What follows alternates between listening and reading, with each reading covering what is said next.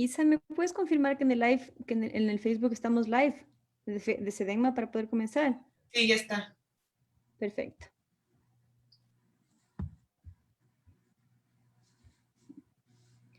Muy buenos días y bienvenidos a todos al primer foro Tribunales para la Justicia Climática. Es para nosotros un gusto comenzar esta serie de seminarios de Hablemos del Clima. El día de hoy estaremos con la presencia de Pablo Fajardo, Ana María Suárez, Juana Nomenga y Valerí Cabanes. Y yo soy Natalia Green, soy vicepresidenta del SEDENMA y soy miembro de la Alianza Global por los Derechos de la Naturaleza y estaré realizando los comentarios y moderación. Antes de empezar, quisiéramos invitar a Ivonne Llanes para que nos pueda dar una pequeña introducción de esta serie de seminarios y cuándo van a ocurrir y quiénes son las organizaciones convocantes. Adelante, Ivo. Muchísimas gracias, Natalia. Muy buenos días a todas y a todos. Un saludo especial a quienes nos van a acompañar el día de hoy con sus charlas. Efectivamente, este proceso, porque más que un foro es un proceso y una serie de conversatorios que se van a dar, son 7 en total, en donde vamos a tener la presencia de 37 panelistas que vienen de distintos países de varios continentes. Esta serie de conversatorios está siendo convocada y organizada por varias organizaciones que consideramos que hablar del tema del cambio climático tiene que trascender el tema que está vinculado a las emisiones de CO2, tiene que ser un tema que se discuta sobre las políticas, sobre las causas y también una crítica a las falsas soluciones. Y por supuesto todo esto en una perspectiva diversa desde los pueblos indígenas, desde la agricultura, desde los desechos, desde las actividades petroleras, por supuesto, desde la vida urbana también. Y es así que las organizaciones que nos hemos sumado ahora representan precisamente todas esta serie de temas, digamos, que son los que tienen que ser discutidos cuando se habla de cambio climático. Por ejemplo, está Acción Ecológica, la organización a la cual yo pertenezco. Está el Cabildo Cívico de Quito, que es una entidad, una coalición de organizaciones que trabajan sobre el tema urbano y, por supuesto, incorporan el tema del cambio climático, las transiciones, la agricultura urbana, etcétera. Está también el SEDEGMA, que es esta coalición de organizaciones ambientalistas y ecologistas del Ecuador. Está también el Instituto de Estudios Ecologistas, que es un espacio de formación en estos temas de ecología política. Está la Red Jubileo Suraméricas y su campaña por la justicia socioecológica, que por cierto el día lunes va a tener su presentación y su lanzamiento público. Está también la Alianza Global por los Derechos de la Naturaleza, porque obviamente cuando se habla de cambio climático no se debe dejar de incorporar también no solo a los pueblos que son vulnerables, sino también a la naturaleza que está siendo afectada. Está la Oficina por los Derechos de la Naturaleza, que es una oficina que se creó hace pocos años y que trata justamente los derechos de la naturaleza. Está la Universidad Andina Simón Bolívar con sus cátedras que tienen que ver con ecología política, con cambio climático, con sustentabilidad. Está la Universidad de Padova, que es una universidad en Italia que también se ha sumado a esta iniciativa, y también está la nueva organización que se llama Verde Urbana, que es una nueva organización nueva en este tema y que por supuesto está bienvenida siempre para formar parte de estas discusiones, de estos eventos que se están dando, no solamente en el tema de cambio climático, sino también en los temas que tienen que ver con la vida urbana, con la transición, entre comillas, porque yo creo que el tema de la transición también es un tema que tenemos que verlo también desde una perspectiva crítica, pero también propositiva.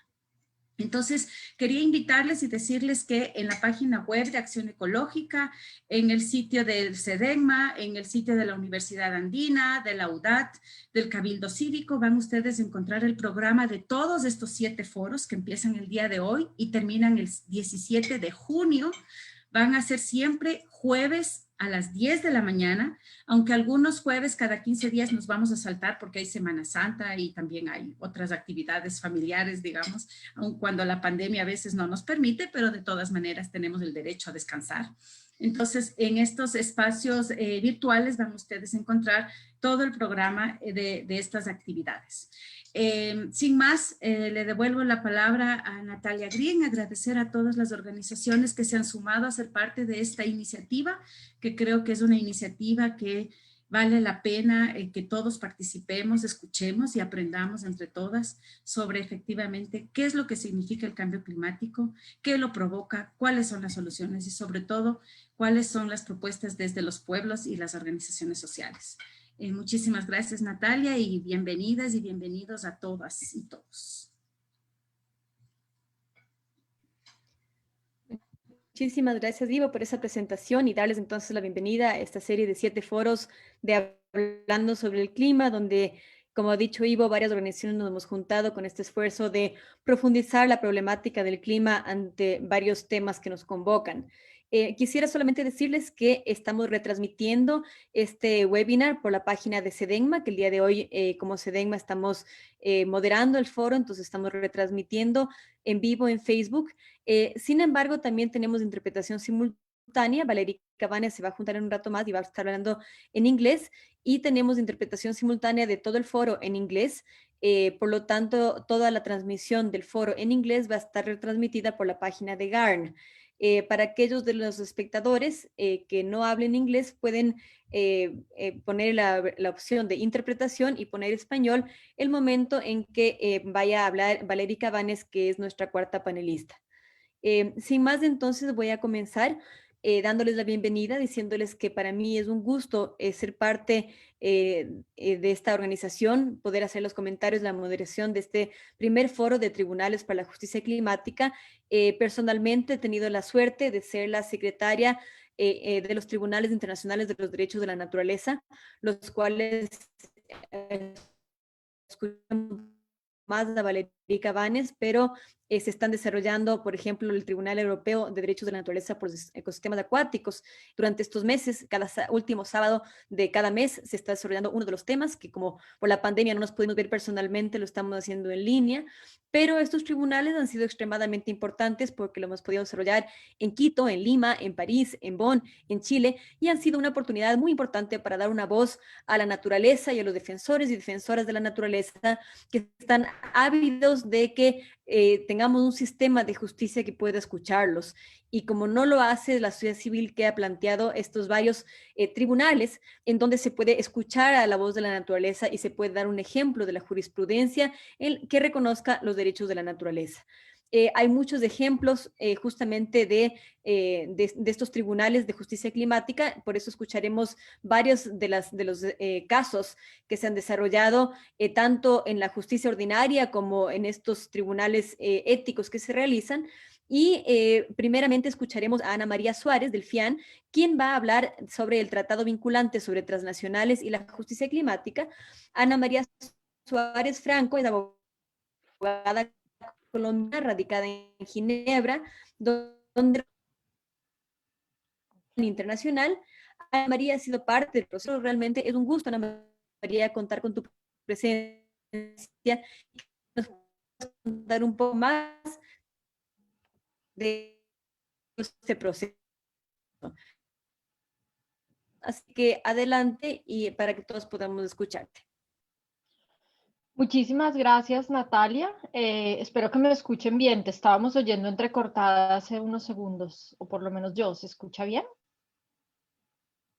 Ok, Pablo dice que sí.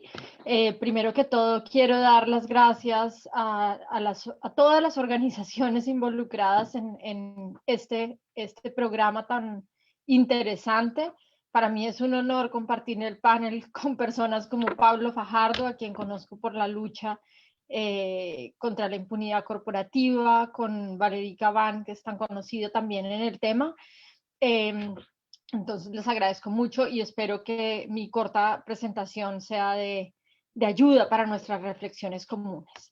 Yo les voy a contar un poco sobre una iniciativa que inició el Estado ecuatoriano en el Consejo de Derechos Humanos de Naciones Unidas hacia la adopción de un instrumento jurídicamente vinculante, es decir, de un tratado obligatorio para hacer responsables a las empresas transnacionales y a las empresas a lo largo de la cadena de valor por las violaciones de derechos humanos.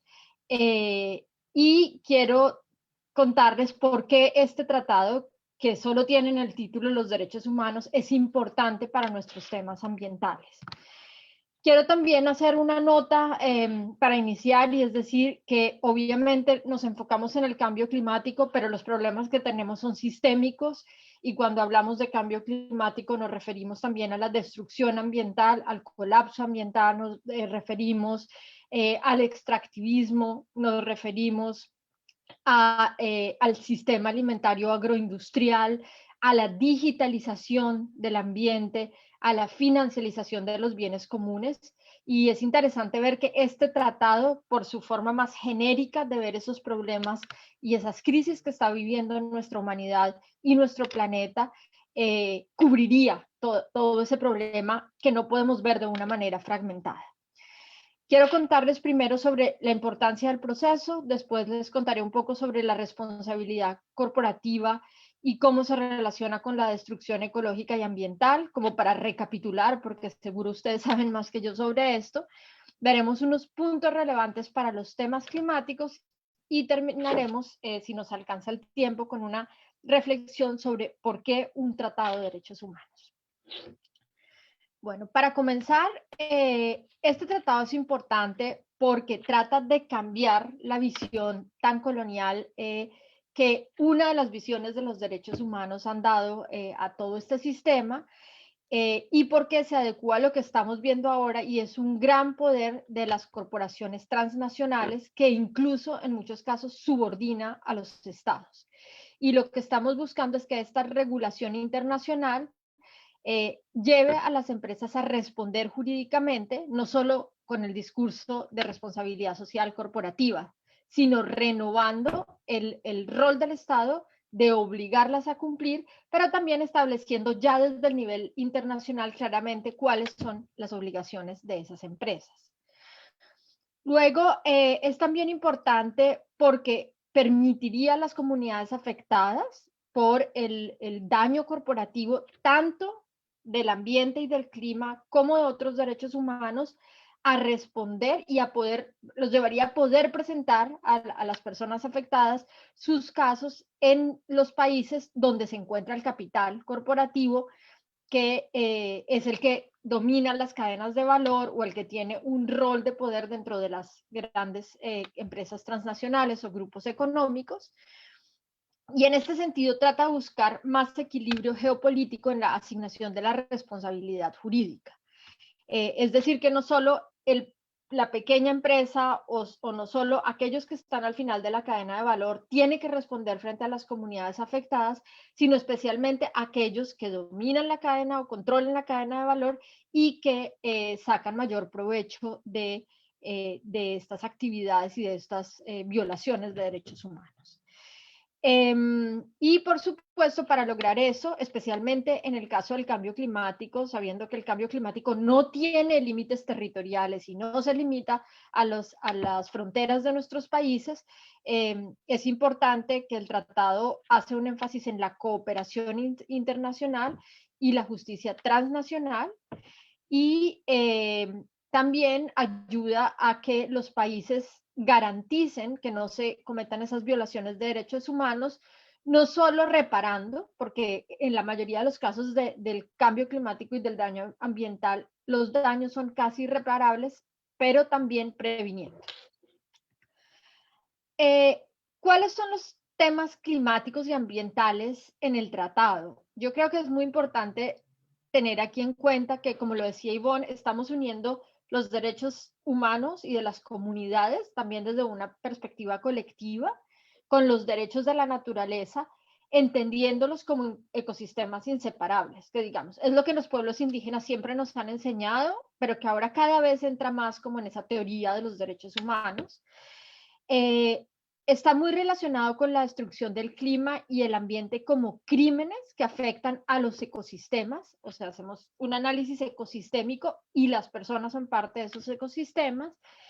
Y en ese sentido, pues se trata de incluir la prevención y la reparación ligados a la destrucción ecológica y climática, a través de todo el articulado del tratado. Estamos aún en la negociación y en la lucha porque esto quede. Hay estados que no quieren que quede incluido el tema ambiental y climático.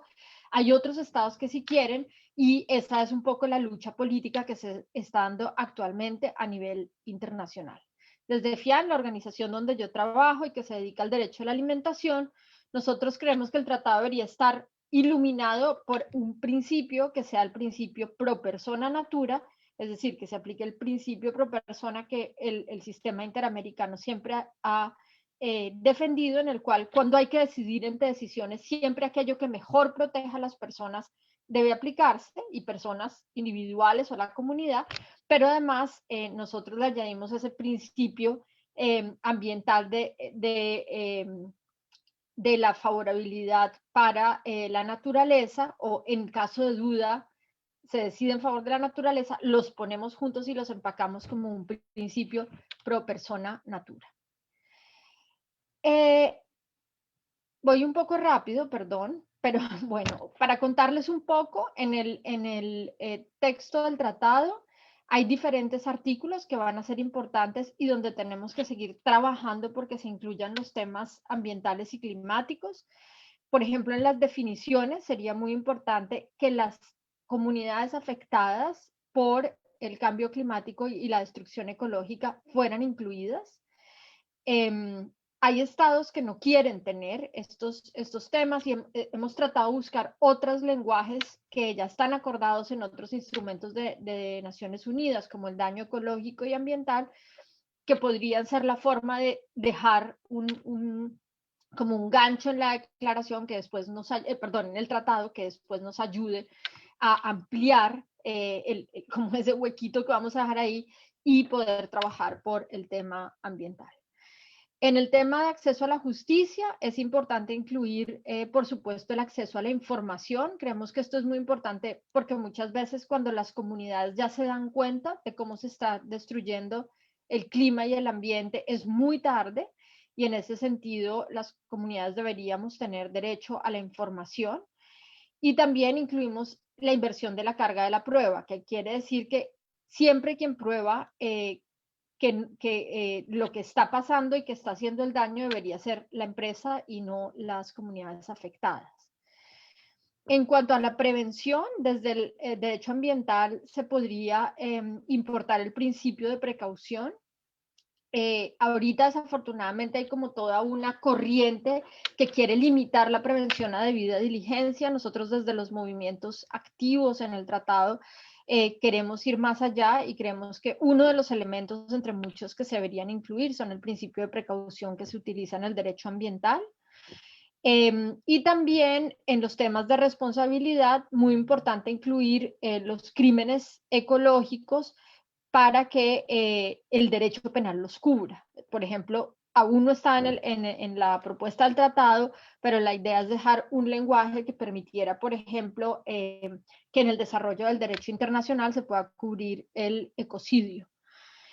Y también en los temas de jurisdicción, por supuesto, es importante que las personas afectadas puedan demandar en los países donde se causa el daño. Esto, por ejemplo, es muy importante en materia de la industria extractiva, donde muchas veces las extracciones que están causando el cambio climático están en unos países que solo aplican los acuerdos climáticos dentro de sus fronteras, pero no tienen en cuenta que están causando el daño para todo el planeta. Y la idea sería poder demandar a las empresas ligadas a ese daño climático y a este calentamiento en los países donde están sus casas matrices o sus principales actividades de negocios, y si esto no es posible, en cualquier país por vía de lo que llamamos el forum necessitatis, es decir, la posibilidad de buscar un foro fuera de los países responsables porque se necesita, porque los que serían normalmente las cortes competentes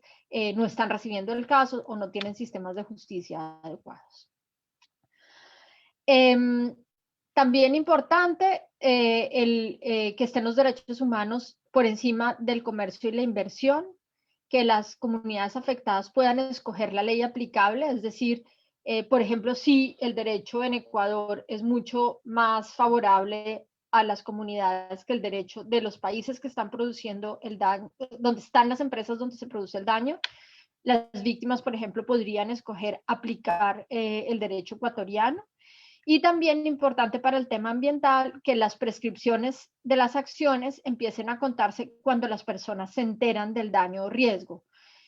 Por supuesto, los daños generados por el cambio climático o, por ejemplo, por las sustancias tóxicas necesitan mucho tiempo para notarse. O sea, el cambio climático se está produciendo hace años y años, pero hasta ahora, por ejemplo, las tierras de las zonas costeras empiezan a salinizarse.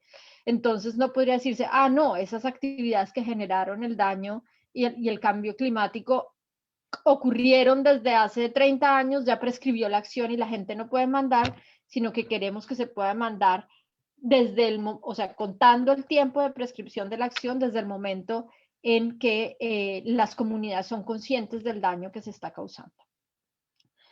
Y bueno, y tenemos grandes desafíos para la implementación también en los temas climáticos y ambientales, y el que más nos ha impactado es el de la captura corporativa, porque, por supuesto, si los países tienen que implementar este tratado a nivel nacional y esas empresas que están vinculadas al extractivismo o a los modelos, por ejemplo, de producción de alimentos que generan el cambio climático, influencian los procesos legislativos en los parlamentos o influencian a los jueces o influencian los órganos de control, es muy difícil que este tratado se pueda implementar. Y por eso pedimos que las obligaciones que están en el tratado se puedan aplicar directamente por los jueces cuando los parlamentos no han adoptado las leyes necesarias. Quisiera terminar diciéndoles que hay una reciente contribución del relator sobre sustancias tóxicas. Bueno, las sustancias tóxicas no son solo sobre lo climático, pero sí sobre lo ambiental, donde el relator, Marcos Orellana, dice que la dimensión ambiental debe ser incluida explícitamente en el ámbito de aplicación del tratado, que es importante que todas las personas expuestas a sustancias peligrosas sean consideradas dentro de la definición de víctimas, que es lo que nosotros llamamos comunidades afectadas, que se incluya la responsabilidad criminal, y eso implicaría por los crímenes ambientales, que se asegure la inversión de la carga de la prueba, y toma como ejemplo el Tratado de Escazú, que se va a, pues que entra en vigor muy prontamente. Entonces, digamos, es interesante ver que también autoridades que están trabajando contra el cambio climático y por los derechos de la naturaleza están influenciando el proceso para tratar de que consigamos un tratado que sirva para nuestro trabajo en este campo. Los dejo por acá y quedo entonces abierta a las preguntas. Muchas gracias. Muchísimas gracias, Ana María, muchísimas gracias, muy interesante y nos trae también muchas preguntas, pero las dejamos para la sección de preguntas y seguimos con Pablo Fajardo. Pablo es abogado de la UDAP y Pablo nos va a hablar justamente de la justicia ecuatoriana ante el cambio climático y hay varios casos interesantes que nos puedes compartir, Pablo, así que te doy la palabra, adelante. Y gracias, Natalie, y nuevamente es un placer inmenso compartir con todos ustedes estos espacios y poder también ir discutiendo sobre algún tipo de posiciones también y de experiencia vivida en todos estos procesos de todos estos años por buscar realmente un planeta donde se pueda vivir con mayor dignidad o mejor dignidad por lo menos. ¿Sí? Como decía Natalie, yo trabajo en la Unión de Afectados por Texarco, la UDAP, y desde este espacio hemos ido llevando algunos casos que creemos son significativos en el contexto global. ¿Sí? Para empezar un poquito, porque hay el tiempo, hay que decir que hay siempre un daño al ambiente y un daño propio a la naturaleza. O sea, hay que diferenciar siempre, digo yo, esos dos elementos importantes, que es un daño ambiental y que es un daño de la naturaleza como tal. ¿Sí? Y luego de eso también es ver hasta qué punto los sistemas de justicia pueden o no avanzar, sobre todo en el segundo aspecto, que es un poco más innovador quizás, esa violación a los propios derechos de naturaleza como tal. Y hay otro elemento que es, digo, el daño que causan las empresas, también operadoras, pero también a veces toda esa participación, a veces silenciosa, de los estados, que son quienes permiten ese tipo de acciones o actividades violatorias a nuestros derechos ambientales y humanos, como también los propios derechos de la naturaleza. ¿Sí? En el caso de Ecuador, por ejemplo, ustedes saben, nosotros tenemos ya 27 años en el litigio contra Chevron, donde hay un daño ambiental y un daño a la naturaleza que estamos completamente seguros que inciden en ese calentamiento global. en ese cambio climático. Pero no es el único caso. Hace un año exactamente también planteamos otra demanda con un grupo de 9 niñas accionantes de aquí de la Amazonía ecuatoriana. Estoy en este rato en el cantón Joya de los Altos, provincia Orellana, ¿sí?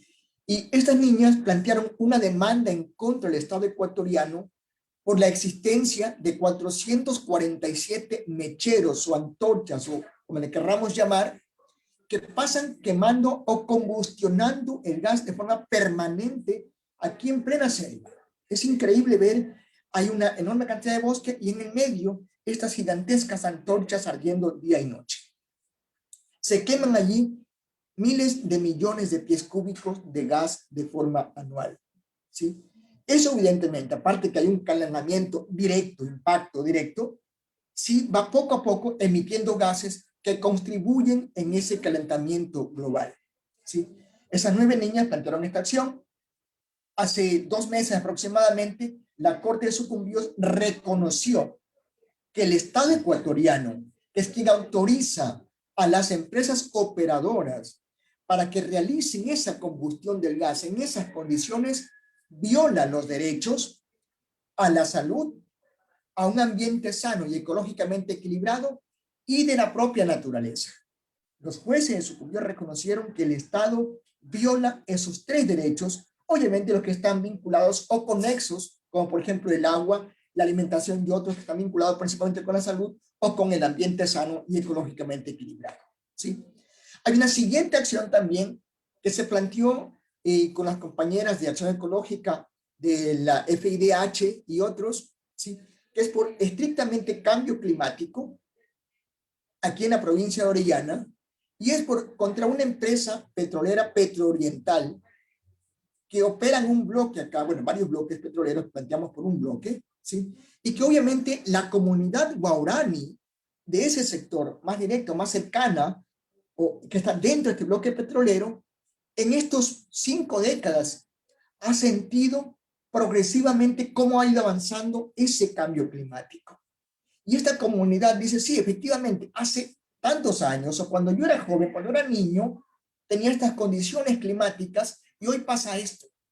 Antes caían lluvias más prolongadas, menos fuertes, ahora los ríos se inundan y destruyen todo. Antes cultivábamos en tales productos, en tales épocas, ahora no se puede hacer. Hay una alteración sistémica directamente allí, que es producto del cambio climático. En todos estos casos, es una cosa muy particular, es que es muy complejo encontrar al responsable directo. Y la excusa de las empresas operadoras y los estados es, bueno, demuéstreme que esa alteración sistémica del cambio climático es mi culpa. Demuéstreme que ese mechero que yo tengo ahí encendido día y noche es el causante del cambio climático.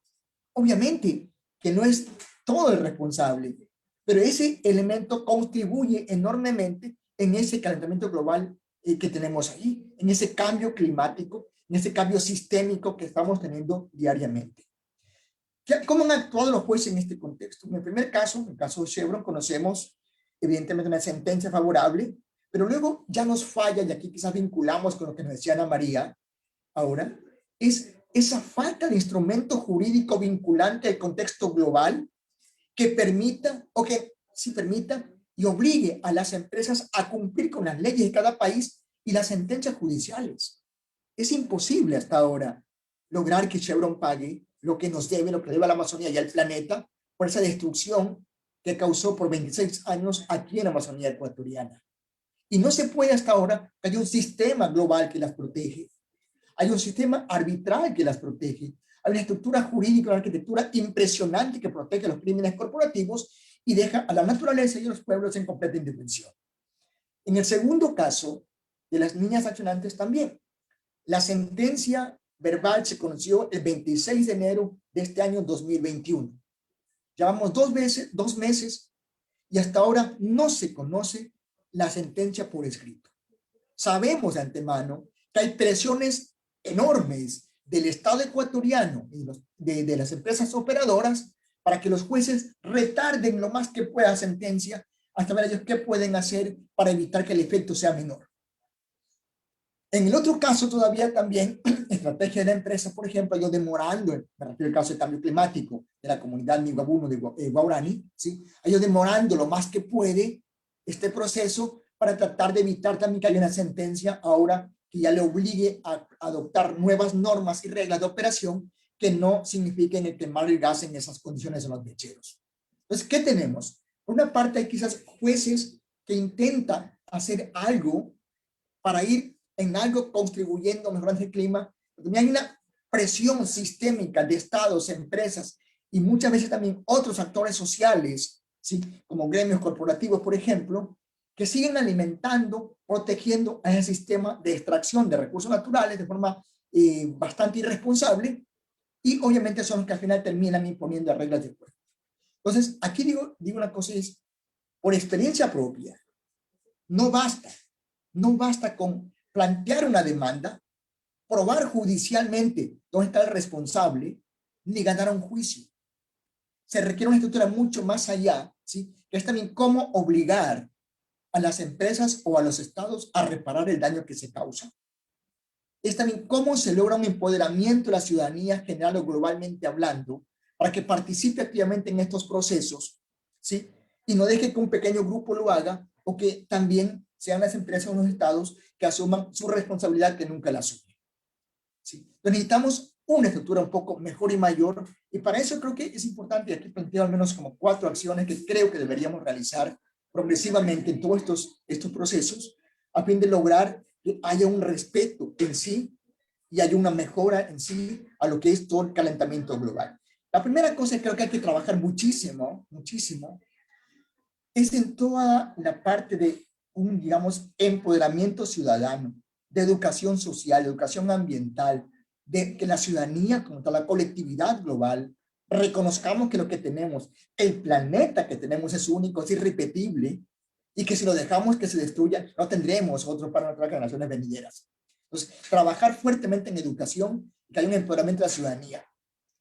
El segundo elemento que hay que trabajar fuertemente también es toda esta parte, digamos, de fortalecimiento institucional de los estados, de la función judicial. Mientras tengamos jueces dependientes del poder económico y político, no tendremos pleno acceso a la justicia. La tercera cosa es el cambio de normas. En los países pequeños, evidentemente ha habido un progresivo desmantelamiento del sistema jurídico y por ende cada vez es más difícil ese acceso a la justicia para los pueblos. Entonces queremos o se necesita un fortalecimiento institucional y jurídico, leyes domésticas en cada estado y también de carácter global, como el tratado vinculante que ya nos comentaba la compañera Ana María, ¿sí? Y el siguiente también es un cambio de actitud. ¿Saben? Cambiar un poco también. Creemos nosotros que si trabajamos en todos esos elementos, en educación, en cambio de normas, en un estado un poco más fuerte, ¿sí? Me refiero más que todo a la parte judicial y de control, ¿sí? Y un cambio de actitud, vamos a ir cambiando un poco las cosas. No solo le corresponde a los jueces, le corresponde a la ciudadanía, y para eso hay que trabajar mucho más en educación, tenemos que empoderarnos mucho más de todo este planeta que tenemos, que es único y que es irreversible, ¿sí? Hay que trabajar fuertemente en eso, y cierto también en toda la parte normativa. Y creo que podríamos contribuir todos los que estamos en este tipo de procesos para que los estados adopten normas, para que, domésticamente hablando, y también para que haya esos instrumentos jurídicos que permitan avanzar un poco más, que las empresas que hoy tienen tribunales propios de justicia, me refiero al sistema de arbitraje, por ejemplo, ¿sí? Obviamente también se pueden regular y que no tengan ellos la garantía plena del acceso a la justicia, hay una denegación de justicia para los pueblos víctimas de crímenes corporativos. Entonces, tenemos que ir articulando mejor las cosas. Digo, por experiencia propia, tenemos 3 o 4 casos significativos, emblemáticos, estamos trabajando fuertemente en eso, pero no basta con el trabajo que hagamos los colectivos, ni tampoco lo que logremos demostrar ante la justicia. Hay que avanzar mucho más. Caso contrario, la destrucción va a pasos acelerados y nosotros vamos a pasos muy lentos. Muchas gracias. Muchísimas gracias, Pablo. Extremadamente interesante el caso y felicitaciones por ese caso y por las varias ganancias en la justicia y por avanzar estos casos ante la justicia ecuatoriana e internacional. A continuación tenemos a Valerie Cabanes. Valerie, si me ayudas prendiendo tu cámara para ver. Valerie, if you can help me opening up your camera. Gracias, Valerie. Valerie nos va a hablar en inglés, entonces si pueden por favor poner el botón de interpretación para poder escuchar en inglés, podrán escucharla tranquilamente. Valerie es una abogada en ley internacional, es la directora honoraria y cofundadora de la organización Notre Affaire à tous, que es la iniciadora de este caso jurídico extremadamente importante en Francia. Es miembro del Comité Ejecutivo de la Alianza Global por los Derechos de la Naturaleza y es una experta de la Fundación Stop Ecocide. Así que, Valerie, bienvenida a este evento y muchísimas gracias por estar aquí. Te escuchamos y repito, aquellos panelistas que se encuentran, aquellos espectadores que se encuentran escuchándonos, que pueden activar la interpretación en inglés para poder, es en español, perdón, es interpretación en español para poder escuchar a Valerie en español, ya que ella nos va a estar hablando en inglés. Adelante, Valerie. Gracias, Nati. Good evening, everyone. At least good evening in France. I'm speaking from France. So as Nati explained, I co-founded in 2015, just before the COP21, an NGO in France in order to put the pressure on the French government to tackle the climate change, but also to recognize the crime of ecocide and the rights of nature, if possible. So since 6 years now, we are pushing the government, counseling the parliamentaries to draft laws. But what I wanted to explain you today is first to expose the case of the century, which is the first climate case which was organized in France and just won a month ago. And then I will explain you on which basis we won this case, because it could be interesting for other people in other countries. And then I want to emphasize the fact that even if we won the case, it will not still be enough to stop the climate change and to protect biodiversity. And this is why I joined the Global Alliance for the Rights of Nature in 2015. I was there also in France to help the Global Alliance to organize the Tribunal for the Rights of Nature during the COP21. That was a big success. We had 2,000 people who were registered, 1,000 people who could attend during those 2 days. And since then, I'm trying to make the European people and the French people in particular aware of this paradigm shift, which is shifting from an anthropocentric law to an ecocentric law, and recognize that we are part of nature, that we are the elements of nature, as other beings on Earth, as other ecosystems and ecological cycles on Earth. And for that, we need to recognize the rights of nature if we want to guarantee the rights of future generations to health, to food, to habitat, to a pure air, to a clean environment. This is for me very crucial. So the subject today is about climate cases, but also about what we succeeded to do in France and Europe by gathering NGOs around the idea of the rights of nature, by gathering also members of the European Parliament, and we started to promote this idea, a European tribunal on the rights of aquatic ecosystems. So first, I will expose you a little bit quickly why we decided to sue the French state about the climate.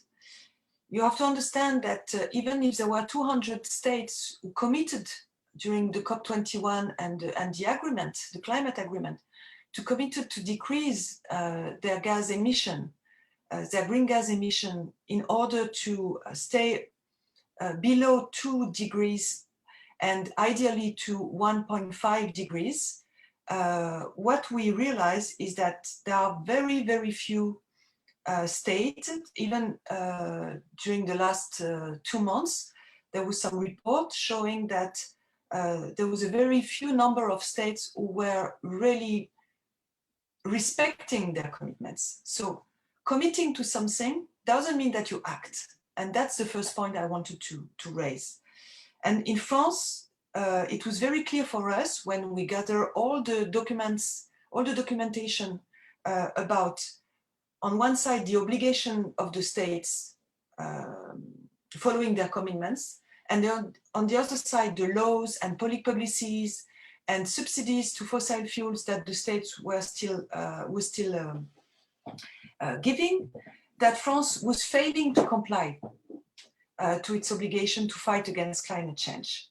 The greenhouse gas emission in France are not declining. Instead, they have been even increasing since 2016. So we try to use all the laws and even European laws, like the European Charter on Human Rights, which stated the protection of the fundamental rights of the present and future generation, for example.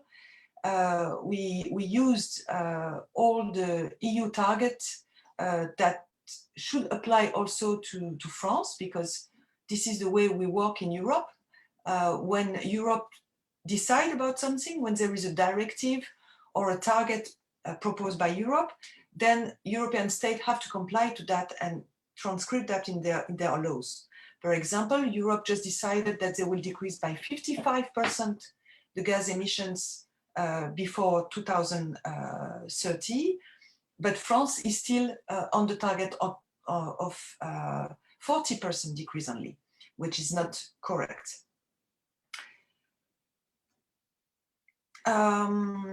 We also try to look at the national action plan that France submitted to the EU Commission in order to meet, for example, in 2020, 23% of decrease of emission. And it showed that France is falling far short from its objective, because renewable energies hardly reached 16% in 2017, for example. So it was a 2.5 years work to gather all those information and to give it to the justice. And what we did is that 2 years ago, in France, we cannot do like in the United States, we cannot do collective action, action groups on the subject of climate. So we had to sue the states as NGOs. And so what we did is that we launched a kind of petition, a supporting petition to the public. And we were helped by YouTubers, by artists, very famous VIPs. And we managed to get 1 million signatures in 3 days to support the trial against the state. And after months, we managed to get 2.3 million of signatures supporting the case. And that was very important because it really shook the government.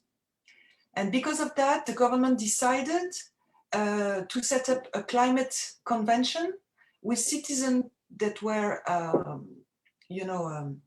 randomly chosen from all regions in France, from all kind of professions, all ages. And these 150 citizens for 9 months were trained to understand the problem of climate change. And so they listen to experts, they gather in Paris every 3 weeks. And their mandate was to find solutions to decrease by 40% our gas emissions. And after 9 months, they gave to the president, Emmanuel Macron, they gave 149 proposals. And those citizens requested to listen to my advices in January last year, in 2020. And I came to them and I said, we need two things. We need first to change the constitution and to oblige the state, oblige the Republic, the French Republic, to fight against climate change, to protect biodiversity, and I propose also to respect the planetary boundaries, the ecological borders, the ecological frontiers of the planet in order to live in harmony with nature. And the second thing I proposed was to recognize the crime of ecocide in order to protect the Mother Earth and our ecological system and species. And they decided, among plenty of proposals, that those two proposals were the most important ones. They voted, for example, in favor of the crime of ecocide at 99.3%. And they also decided that it should be decided by the French population through referendum to change the constitution and to recognize the crime of ecocide, because they were lacking of confidence in the government. So this was an important step. And finally, a month ago, the justice decided that the French state failed to respect its obligations on climate. And we wait next month to get a second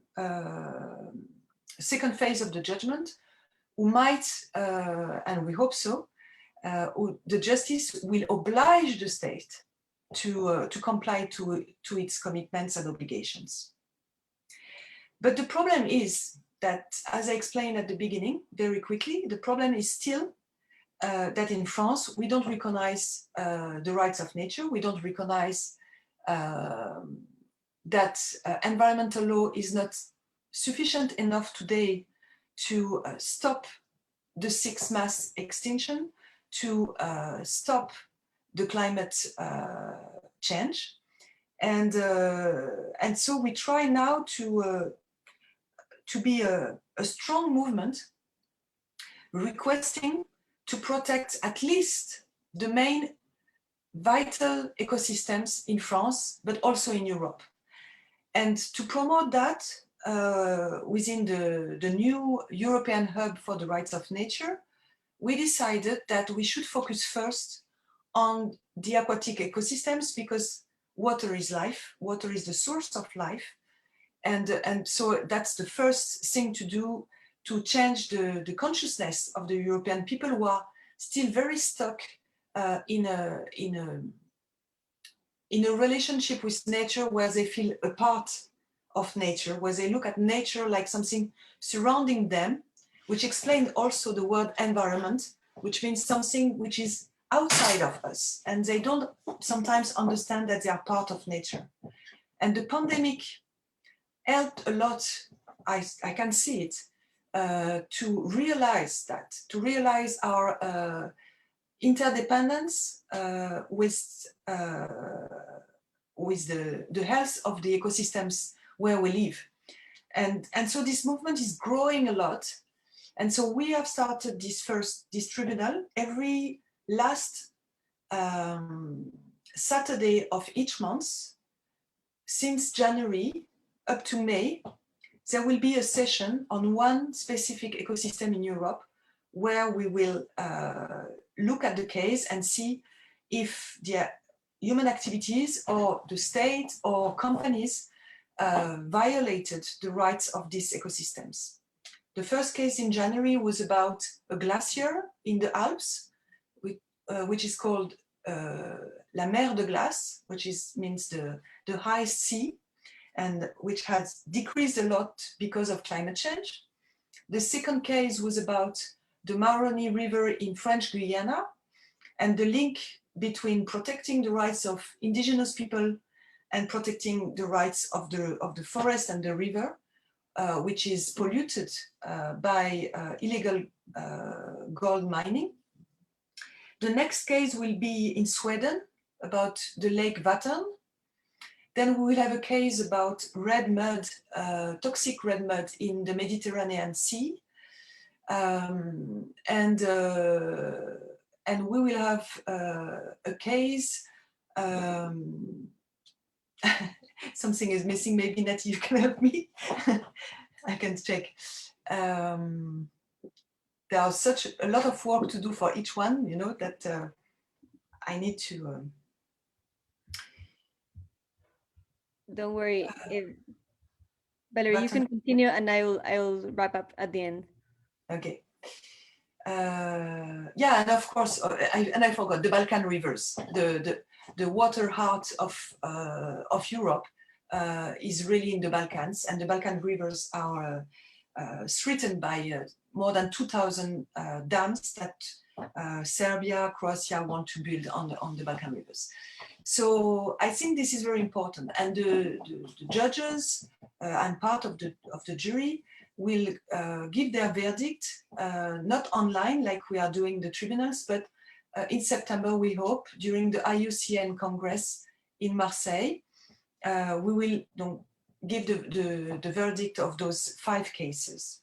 And part of that, a lot of associations, a lot of NGOs now try to get some laws which will recognize the legal personhood of specific ecosystems. And in France, we have now even a French hub with more than 10 initiatives in France trying to give the legal personhood to the Loire River, to the Rhône River, to the Lescaut River, to wetlands, to the Mediterranean Sea, to the Seine River in Paris even.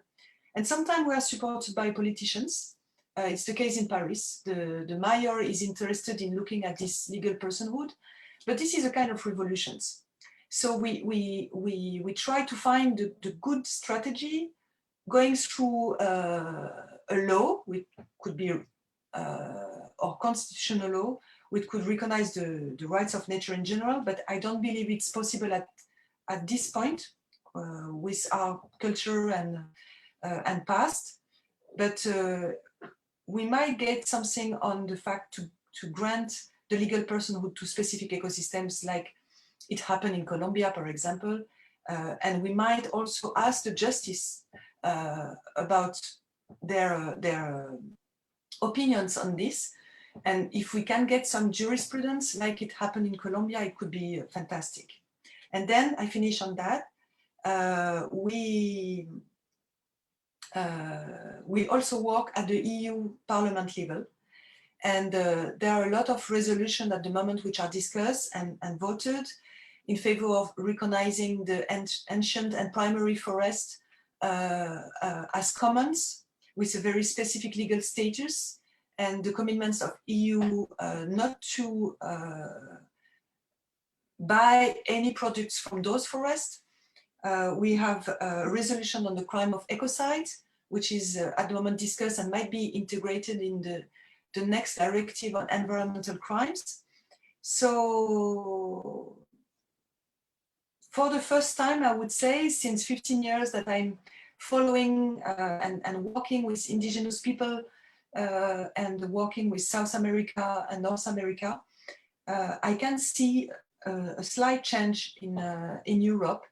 And of course, what happened in South America, in Colombia, in Ecuador, what happened in New Zealand, what happened in India, had been a great source of hope for us, because it shows to the French and the European population that this is something happening and this is something possible. Thank you. Muchísimas gracias, Valerie. Y sí, realmente es espectacular toda esta explosión de casos y de interés que surge desde Francia, por lo cual era extremadamente importante tenerte hoy aquí. Y en efecto, Valerie es una de nuestras juezas ante el tribunal que mencionó ella, que es el Tribunal de los Ecosistemas Acuáticos en Europa, donde bien ha mencionado Valerie, se trataron ya los casos de los glaciares, de French Guiana, se tratará el próximo sábado y les invitamos a escuchar el caso en la mañana del sábado del caso de Batem, de la laguna de la Batem, y tenemos 2 casos más de los ríos de los Balcanes y el caso de Marsella, que es el último caso. Así que realmente es un gusto tenerte en este espacio, Valerie, y muchas gracias por esa importante información. Hay algunas preguntas, pero primero quiero decirles que estamos esperando que se nos junte Juan Enomenga. Él es un querido compañero líder guaraní de Miwawuno. Sin embargo, la conexión, como se imaginarán, en Miwawuno es bastante mala y ha intentado por todos los medios conectarse y no lo ha logrado. Por lo tanto, Pablo, él iba a hablar sobre la justicia climática y el gas de mecheros de Petróleo Oriental, que es otra demanda que tenemos en curso en la justicia ecuatoriana sobre derechos de la naturaleza y cambio climático, que tú también estás bastante enterado. Una de las preguntas tiene que ver con el tema, pero te voy a pedir que te expandas un poquito más, Pablo, al hablar de esa pregunta para que podamos así cubrir el tema que iba a tratar Juan Enomenga en este espacio. Voy a empezar leyéndoles a todas las preguntas, hay por lo menos una pregunta para cada uno de ustedes, para que después podamos hacer una ronda de presentaciones. Y les recuerdo que tenemos la interpretación para poder escuchar a Valerie en español en el mundito que dice interpretación. O si quieren escuchar en inglés, those of you who want to listen in English can put the interpretation button in English. Un mensaje para Ana María Suárez. ¿El tratado permitiría que las empresas petroleras sean enjuiciadas en tribunales internacionales por el cambio climático? Esa es la pregunta, Ana María, para ti. Para Pablo Fajardo, ¿qué perspectivas ve que la jueza del caso de cambio climático en contra de la empresa china Petrooriental falle a favor de Miwawuno? Sería un caso magnífico que una jueza considere el cambio climático como causante de vulneraciones de los derechos de los pueblos indígenas y de la naturaleza. Hay una pregunta para Valerie. La demanda que usted ha planteado al Estado francés, ¿cree que cause una diferencia que la empresa detenga su contaminación y que si es que se suman este tipo de demandas en todo el mundo, podremos mitigar el cambio climático? ¿Cuáles son las llamadas a la acción a nivel local y a nivel internacional? Y hay otra pregunta también para Valerie, dice, el problema cuando pedimos a los gobiernos que reduzcan las emisiones de combustibles fósiles puede llevar a la inversión en renovables que también están causando impactos en los países de Sudamérica por la extracción de materiales raros como el litio, la balsa y la extracción de otros materiales para la expansión de los carros eléctricos y los generadores de viento, los paneles solares. ¿Cómo podemos evitar esto? Creo que esas preguntas también nos pueden ir respondiendo el resto de panelistas y vamos a empezar, Ana María, con tu respuesta. Nos interesa también saber cómo se puede aplicar más, ¿no es cierto?, a nivel de nuestras legislaciones, cómo hacer de esto más vinculante. Entonces, Ana María, el intérprete me está pidiendo que vaya un poquito más lento con la pregunta. La voy a leer solamente en inglés la pregunta para Valerie, que es la última. Están por si acaso, Juan, las preguntas en el chat. Y dice, question to Valerie, the problem when we ask the governments to reduce fossil fuels emissions can lead to investments in renewals, which could certainly cause impacts in southern countries due to the rare earth materials like lithium, balsa wood extraction, and other raw materials for massive expansion of electric cars, windmill generators, solar panels, etc. How can we avoid this? Entonces empezamos, Ana María, contigo para que nos ayude respondiendo tus preguntas. Adelante, Ana María. Bueno, muchas gracias por la pregunta. Este es un proceso de negociación, entonces les puedo contar lo que hay en el borrador actual del tratado, pero espero que esto los anime para que desde Ecuador hagan la presión necesaria al gobierno ecuatoriano que entre para que se incluya mucho más explícitamente la dimensión ambiental en el borrador del tratado. Actualmente no tenemos en el tratado un tribunal internacional, entonces en el modelo que tenemos se podría demandar en los países donde están las empresas controladoras de esas transnacionales petroleras que están produciendo el cambio climático.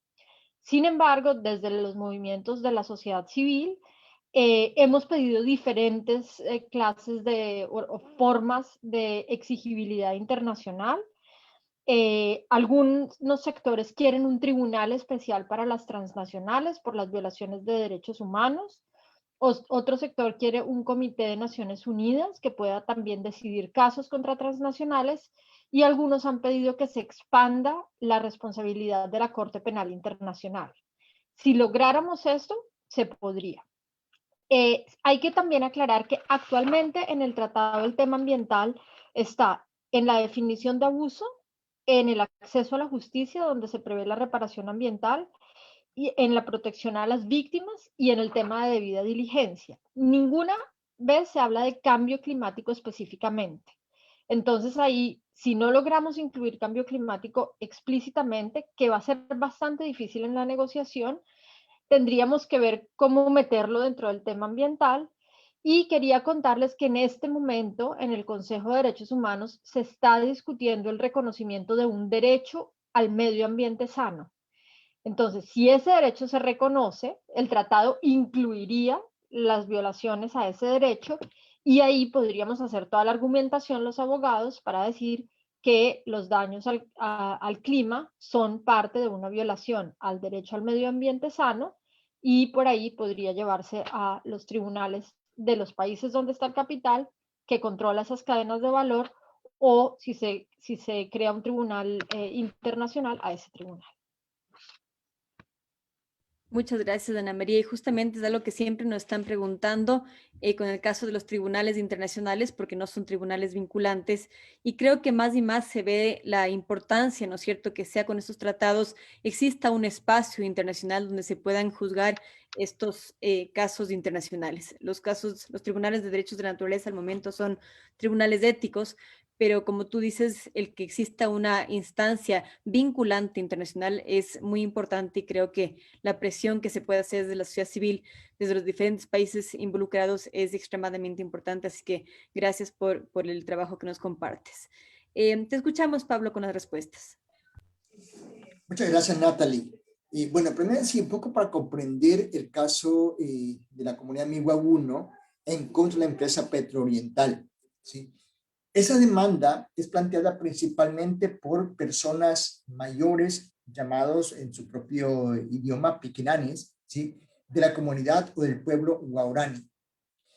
¿Por qué plantean ellos? Obviamente los mayores son los testigos directos de haber presenciado ese cambio cíclico, ese cambio del clima de forma progresiva. Digo, es una de las grandes diferencias que existe con lo que es estrictamente el daño ambiental, ¿no? El daño ambiental a veces el impacto es directo, inmediato, tangible. El cambio climático es un proceso que va un poco más lento. Y claro, no se puede ver quizás de un día al otro ese efecto del cambio climático. Entonces, los mayores guaraní, los piquinanes, que tienen 50, 60, 70 años, se han podido ver cómo era su vida hace tanto tiempo. Cuando eran niños, ellos lo dicen así porque no tienen esa noción de los meses, ni del tiempo, ni del año, ¿sí? Cómo era allí, cómo producían las cosas, cómo cazaban, cómo los animales del bosque, de la selva, recolección de frutas, tenían una forma práctica, tranquila y en buen estado, y cómo todo eso ha ido cambiando en estos últimos 50 años principalmente. La lluvia, el calor, por ejemplo, el sol, o sea, cómo ha ido cambiando eso. Entonces son los testigos directos de ese cambio sistemático que tenemos, en este caso, en esa comunidad. Y obviamente, creen que uno de esos causantes, no el único por supuesto, pero uno de esos causantes son estas antorchas, esos mecheros que hace más o menos 30 años están encendidas en este sector, ¿sí? Porque obviamente hay un cambio directo. Tanto así, fíjense ustedes, tanto así, el desconocimiento en sí, que los mayores, los piquinanes, pensaban que esos mecheros que están ardiendo allí era lo que usaban para alumbrarse en las noches, dicen ellos. Pensaban que eran las antorchas, las luces que tenían para alumbrarse en las noches. No sabían realmente, nadie les informó de las consecuencias o efectos que eso causaba. Y en los últimos tiempos, en junio del 2019, por ejemplo, hubo una enorme inundación en ese sector, ¿sí? Y obviamente esa inundación, digamos, afectó casi toda esta comunidad Miwa 1, cosa que no había ocurrido nunca. Dicen ellos, esto también es efecto o consecuencia de ese cambio climático que estamos viviendo cotidianamente, ¿no? Entonces, la demanda está planteada en ese contexto, en ese sentido. Yo creo que la jueza si actúa estrictamente apegado al derecho, debe fallar en favor de la comunidad Milwaguno y debe ordenar esa reparación también sistemática a esos efectos del cambio climático que se van generando y se siguen generando progresivamente en todos estos tiempos. Reconocemos la presión que hace la empresa, que hace el Estado también, porque se encuentran hoy seriamente asustados por ese tipo de acciones. Noten ustedes, por ejemplo, en el caso de Ecuador, que es un país pequeño que tiene emisiones muy pocas, pero solamente si el Estado ecuatoriano eliminase los 447 mecheros que están ardiendo día y noche, estaría cumpliendo más o menos con el 24% de sus emisiones de acuerdo a lo que es el Pacto de París. O sea, apagando mecheros cumple con el 24% de este compromiso internacional. ¿Sí? Lo que significa que es una cosa súper importante. Pero ese efecto principal es en la comunidad. Sabemos que hay un efecto de cambio climático global, pero aquí también queremos particularizarlo, porque es una cuestión también interesante de que las empresas se escudan mucho en que, o sea, ¿quién es el responsable en sí del cambio climático? Y buscan, no, es que el responsable es otro. Nunca quieren asumir su propia responsabilidad. Aquí decimos, también vayamos localizando, es decir, haciendo local esos impactos del cambio climático directamente con cada persona. Sí, en este caso cada empresa. Entonces, yo tengo esperanza que la jueza actúe en derecho, reconozca que hay un cambio climático causado por la operación irresponsable de la empresa Petrooriental y ordene esa reparación en bien o en beneficio de la comunidad guaraní de Milwaguno. Creo que es lo más lógico y adecuado. Las normas están allí, la prueba está allí. Digo, no hay otra forma de demostrarlo. Tanto así que la empresa petrolera, en su afán de defenderse, toda su respuesta ha sido sobre contaminación ambiental. Si ellos están cumpliendo con los parámetros ambientales, están cumpliendo con normas ambientales, hay una descontaminación. Cuando decimos nuestra demanda no es por contaminación ambiental, es por efecto del cambio climático, que es diferente. Pero no encuentran respuesta y están tan extraviados que responden a cualquier cosa menos a esta demanda. Muchísimas gracias, Pablo. Y estaba justamente preguntándole, son dos casos diferentes, ¿no? Pero veo que está conectada como espectadora Daira Rodríguez, que es una de las niñas demandantes del caso. Entonces, Daira, si es que quisieras hablar sobre el tema, me respondes por el chat y te puedo hacer panelista o permitirte hablar sobre el caso. Voy a continuar con la respuesta de Valerie y después vuelvo con una pregunta para Ana María que me ponen en el chat. Hay una pregunta en Facebook que les hago a todos en realidad de Esteban Gortaire que dice, ¿estamos a tiempo para detener el cambio climático? Entonces la extiendo también a Valerie para su respuesta. Adelante, Valerie. Are we on time? No, it's too late. It's too late. The climate change is on. The problem is really if we keep on the emissions that we had the last 28 years, we will reach between 4 degrees more to 7 degrees more if we take into consideration the methane bomb, which is not taken into consideration by the IPCC reports.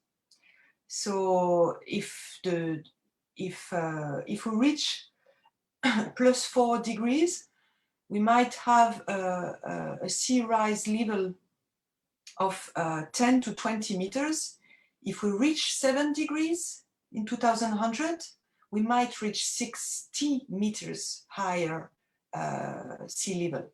This is compared to what happened during the millions of years in the past, where we know how the Earth reacted to plus 4 or to the number of particles per millions of CO2 in the atmosphere, which is at the moment 417 when it was 280 before the Industrial Revolution. So what we have to do is we cannot stop the climate change. We just have to try to reduce the impact of the climate change because each degree we gain, it's thousands and thousands of lives that we save. That's very clear. About the question that I was asked, the first one was, of course, if we manage in many countries, there are already more than 1,300 climate cases ongoing around the world, mainly in the US, more than 800, but a few are won. It was the case in the Netherlands, in Pakistan, in Colombia, in France, in Ireland. But I believe it's a powerful tool to push the government to act for two reasons. First, because of course sometimes the justice impose the government to reduce their emissions. And during the time of the trial, what we noticed is the psychological impact of the trial on the government. For example, in the Netherlands, during the whole procedure, which lasted for a few years, the government himself passed from a reduction of 17% of gas emissions to 25, then to 40. Just because of the civil pressure of the trial, the psychological pressure of the trial. So this is something very important. About the multinationals, the companies, the corporates, I'm following since the beginning the binding treaty, the UN binding treaty on multinationals. And as you explained, Anna Maria, each year, sometimes we have the feeling that there are less and less constraints that are in the initial project that was supported by Ecuador and South Africa since the beginning.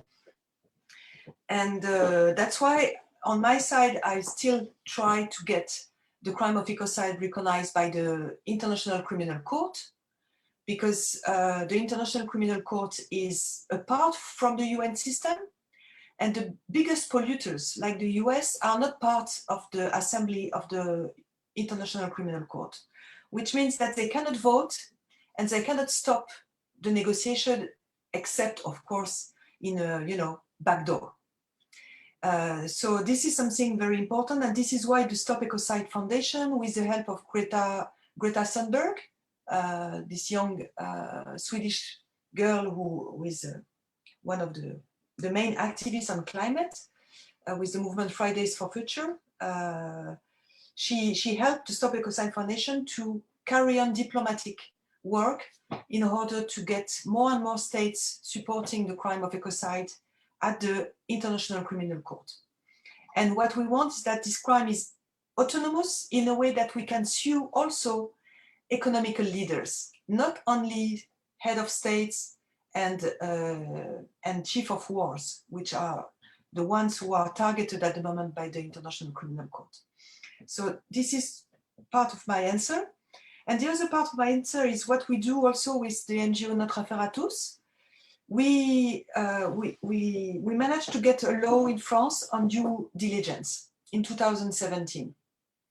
And since 2017 now, as this law passed, we publish a benchmark on climate diligence from multinationals, from big companies, the French ones, because the law oblige now all the companies who have projects and sister companies in countries around the world to supervise the whole chain.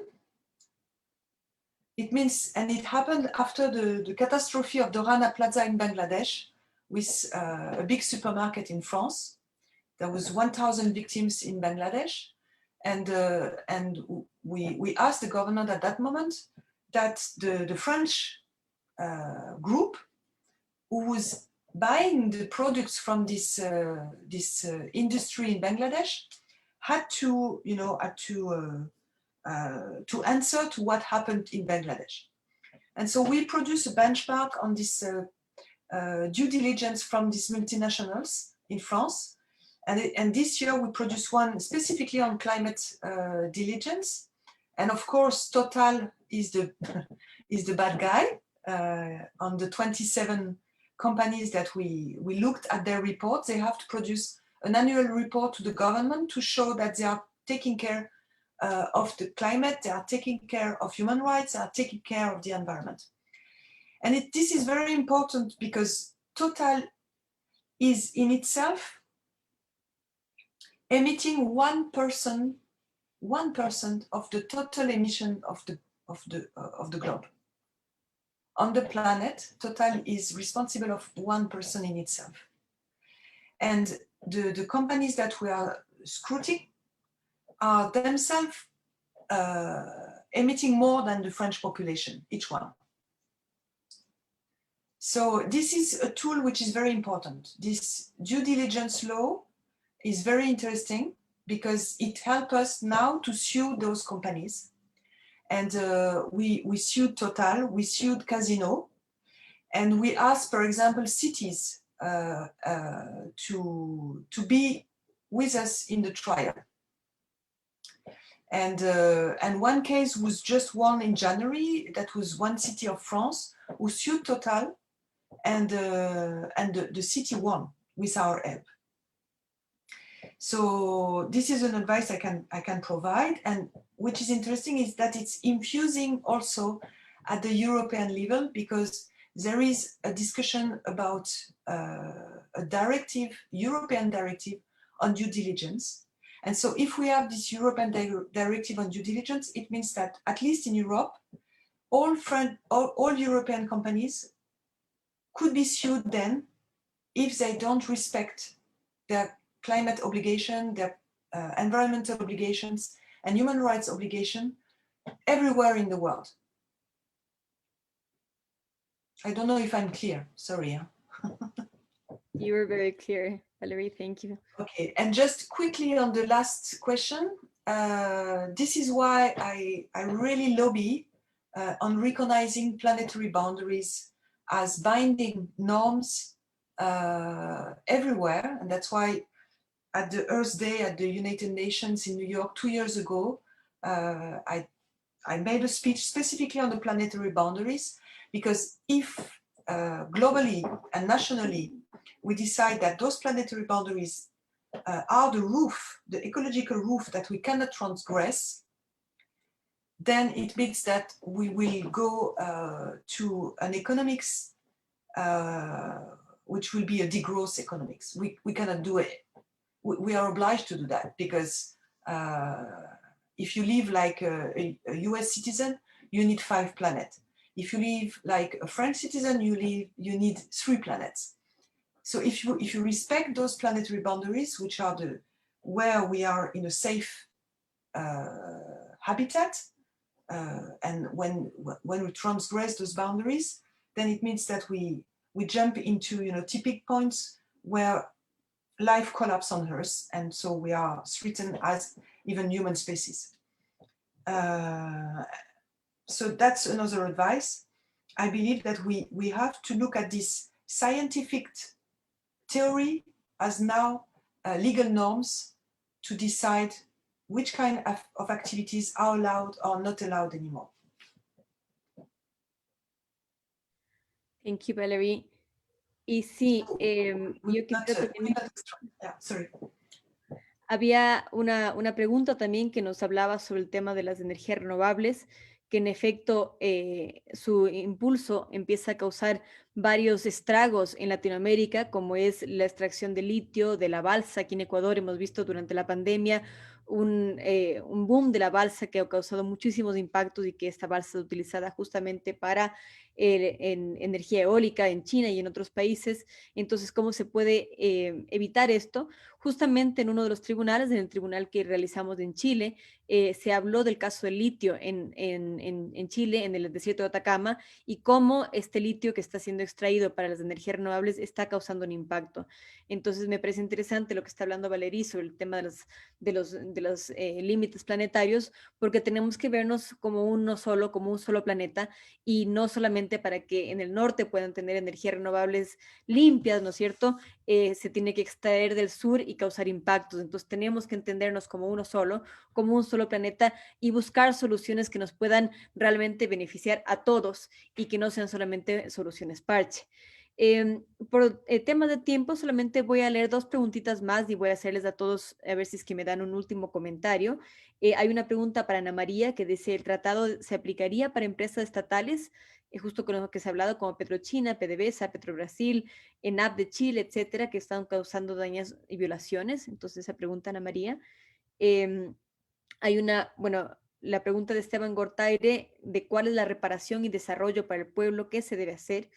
Hay una pregunta de Karina Vivanco en Facebook que dice, voy a ir más lento, Juan: ¿cómo se podría hacer para respetar las leyes que protegen a los parques nacionales como el Yasuní del extractivismo, cuando a pesar de ellas el gobierno sigue ampliando este modelo primario exportador y las leyes no se hacen valer? Y en general, ¿no? La pregunta que nos habían hecho antes y que Valeria respondió, si es que estamos a tiempo o no para actuar en términos de cambio climático. Creo que el día de hoy hemos escuchado muchísimas alternativas, como los tratados vinculantes, como las demandas in situ que se están desarrollando ante la justicia ecuatoriana, o los tribunales internacionales de las demandas que nos ha hablado Valerie en Francia. Creo que son acciones muy importantes, pero tal vez el comentario general es que si es que esto se logra escalar y en el mundo entero logramos impulsar estos tipos de demandas, de juicios, de tratados, de leyes, ¿estaremos a tiempo para detener el cambio climático, o qué más se puede hacer, o cuánto más se tiene que escalar? Entonces, les dejo a cada uno de los panelistas para que puedan hacer un último comentario sobre esta última pregunta. Ana María, el piso es tuyo. Bueno, muchísimas gracias, muy buenas las preguntas. Primero, para responder a la pregunta sobre las empresas estatales, sí, están cubiertas. Ha sido una pelea muy grande mantenerlas en el borrador, especialmente por la oposición de países como China y Rusia. Entonces, aún las tenemos, pero tenemos que seguir peleando para que no las saquen. Segundo, sobre el tema de Yasuní, yo pienso que es muy importante tener estrategias que toquen diferentes ángulos. No es suficiente la estrategia jurídica. Lo digo aunque soy abogada, y creo que el control social, las estrategias comunicativas, las estrategias políticas que van más allá de lo jurídico son muy importantes, y sobre todo tener convergencia y asegurar que no solo trabajemos las personas que están sufriendo el daño o el abuso o la violación, sino también las personas que están en los países donde se origina el daño. Sin embargo, frente a esto, creo que es muy importante tener cuidado de las falsas soluciones. En algunos países, por ejemplo, se está presentando el conservacionismo, que quiere proteger la naturaleza, pero desconocer todas las dinámicas sociales, culturales, espirituales que hay en el territorio, casi que vaciando los territorios para poder tener buenos sitios para el turismo natural. Esto es un peligro, y es un peligro que mercantiliza la naturaleza. Tenemos que tener cuidado con eso. También hoy en día se habla de las soluciones basadas en la naturaleza, que suena como si fueran buenos, pero en realidad son formas también de mercantilizar los bienes comunes. Tenemos que estar atentos a esto, y por eso siempre es bueno conversar con organizaciones que están discutiendo sobre estos temas, como por ejemplo, sé que lo hace Acción Ecológica. Y finalmente quisiera decir que pues estamos en un momento de cambio de paradigma, y la humanidad está decidiendo para dónde se va. Si nos vamos con este modelo corporativo, extractivo, capitalista, mercantilizador, o si nos vamos por un modelo que ponga a las personas y la naturaleza por encima de la plata. Y esa tensión es muy fuerte en este momento, y en ese sentido quisiera complementar lo que dijo Valerie, y es que eso implica que necesitemos muchas estrategias. No podemos poner todos los huevos en una canasta. Por ejemplo, no todo está basado en el Tratado sobre Transnacionales y Derechos Humanos. No todo está en la legislación nacional. Es súper importante trabajar por el reconocimiento del ecocidio, necesitamos tener todos esos pequeños campos de trabajo para ver cómo podemos avanzar, porque si ponemos toda la energía en uno, vamos seguramente a perder este trabajo tan importante por cambiar el paradigma de que solo se puede salvar el planeta si seguimos la lógica de las empresas y negociamos con las grandes corporaciones transnacionales. Muchas gracias. Muchísimas gracias, Ana María, por esa contundente respuesta. Pablo. No, yo realmente primero sí agradecer, realmente Ana María y Valery, de verdad gracias por esa iniciativa y esa lucha constante y permanente. Yo creo que podemos cambiar muchas cosas. Esto de lograr que el ecocidio sea calificado como un delito de lesa humanidad de crimen global, hay que hacerlo, hay que trabajar conjuntamente en eso y estamos aportando lo más que podamos en ese contexto. No se puede permitir que actualmente las empresas, los estados más grandes que violan más derechos, que destruyen el planeta, gocen de impunidad. Hay que romper ese esquema directamente ahí. Pero también decirles que, y esto en todo el contexto de la lucha nuestra, los cambios que queremos, no esperemos esos cambios de ningún líder, ni político, ni espiritual, ni armamentístico. Esos cambios hay que generarlos en la base social. Hay que generarlos abajo. Es de abajo que podemos cambiar los cimientos y cambiar toda la estructura injusta y perversa que tenemos en el planeta. No esperemos cambios de arriba. No esperemos cambios de ningún líder de ninguna naturaleza. Yo sí insisto, el trabajo de educación, de seguir socializando, difundiendo, compartiendo, generando discusiones como estas, son las que van a ir generando poco a poco esos cambios que queremos. Tampoco esperemos un cambio de un día para otro. Son cambios sistemáticos, progresivos. Pueden tardar un buen tiempo, pero vayamos con esperanza y con actitud positiva que lo podemos lograr. Digo, hemos trabajado ya en estos casos, el caso de Chevron, 27 años, y estamos aquí porque creemos que es posible lograr acceso a la justicia, aunque cueste muchas vidas quizás. Perfecto, Pablo. Gracias por esa nota de esperanza. La compartimos. Valeria, un comentario final, por favor.